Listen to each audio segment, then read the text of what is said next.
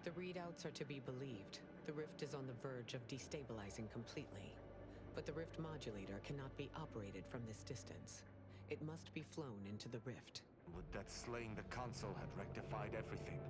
I knew I had hoped too much. Though it may be troubling to you, this conclusion holds no uncertainty. Someone present must do this.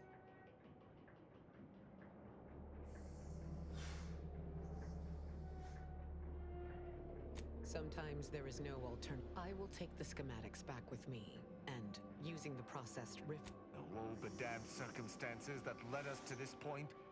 Is there not some other way we might solve our current predicament? Your death will not be wasted effort. I will work to protect Arcadia, and ensure your sacrifice is remembered for the selfless action it is. The results of that test of leadership and character don't surprise me. And so it falls to others. All of you, stop fretting unduly. There's only one person here who can do this right. I'll fly the ship. Can't you, I don't know, rig some form of automatic system to fly the ship from range? Is there no option but death?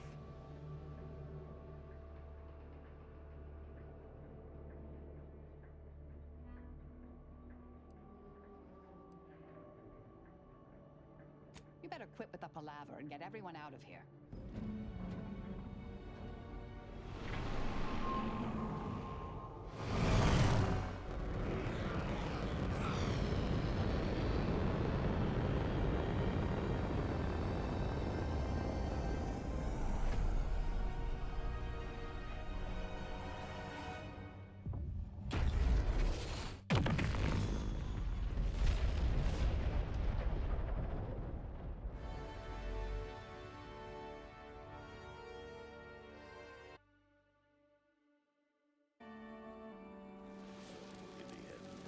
Marisol Delgado calculated that Arcadia had the best chance of survival if she flew the ship herself.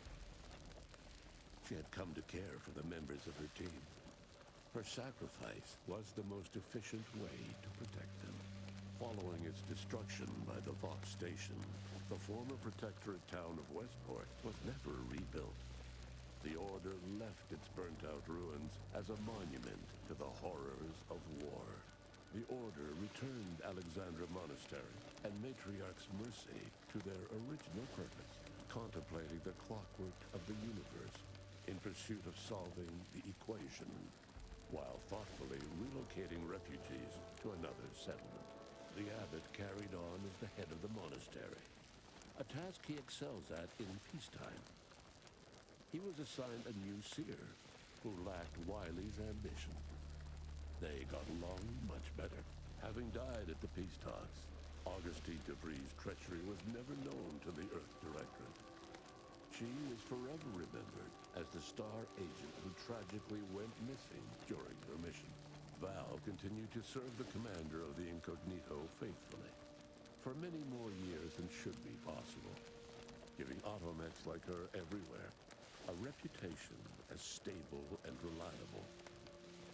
As a result, more Valkyrie units were put into service, while fewer human agents were deployed into the field. Inez's convincing appeals to the press earned her clout in reforming Auntie's Choice's cruel grafting program. Yet it was a constant struggle, rife with red tape and pushback from program executives. This was Inez's new battle, one she would fight for the rest of her life. Tristan continued to doggedly uphold Protectorate values. With Virgil dead, no one could oppose Tristan for the rank of Supreme Arbiter. Tristan used his new role to punish even the smallest infractions harshly. He eventually became a widely feared figure within his own society. Marisol sacrificed herself to save Arcadia. And while many found it unbelievable that a once legendary assassin would make such a selfless choice, her crewmates on the Incognito understood completely. Asa finally achieved her dream of dying in a rift. All it took was a daring and blood-soaked heist of a modulator to create a rift that she then summarily leapt into. Thus Asa remained a fanatical member of the Glorious Dawn, spreading the truth of the rifts final, agonized breath. With full control of the archive and the modulator schematics in hand, the Order called upon all Ascendants to collaborate in one purpose, that of rebuilding Arcadia. Ruth Bassar proceeded to interface with the archive, an agonizing process that shortened her life, yet accelerated the Order's work in solving the universal equation. Decades into the future, she would be recognized as the most efficient presiding bishop in Order history. With the old auntie dead, a new figurehead was needed to keep up appearances. Company execs fast-tracked auditions for a new auntie, but it was too little, too late for the corporation's influence to recover, leaving it ripe for a hostile takeover. A grateful Order bestowed the commander with an honorary academic position, equivalent to a laureate, despite the commander's lack of peer-reviewed published work. Adrift without firm leadership, Protectorate subjects struggled with post-war life.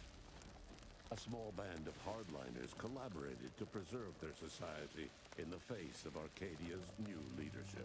When Sovereign Varric was discovered in mental refreshment, the Order attempted to help him recover without much success. He lived out the rest of his addled days at Laplace's garden, often spotted sitting by the pond and staring at the water. Despite the recent tumultuous events in Arcadia, it was business as usual for Free Market Station.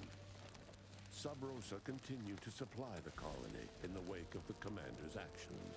Unable to die in their sacred rift after it was closed, the Glorious Dawn heeded a new calling, seeking the modulators needed to create new rifts, so that they could die in those instead. The dangerous experimental research of Marisol's contact from Point Obviation lived on, with a seer predicted 11.9% probability of yielding a universe-ending catastrophe. Meanwhile, an entrepreneurial work group of chemistricians unveiled a new flavor of Purple Berry Crunch. Thanks to the Order's thoughtful planning, the rifts were all closed, and all colonies in proximity to Arcadia were saved. But the fate of those farther out in the galaxy remains unclear. All of these events turned on the decisive actions of the Earth Directorate agent and their unique way of navigating Arcadia, its disparate factions, social complexities, ubiquitous product placement, an arsenal of absurdly satisfying weaponry.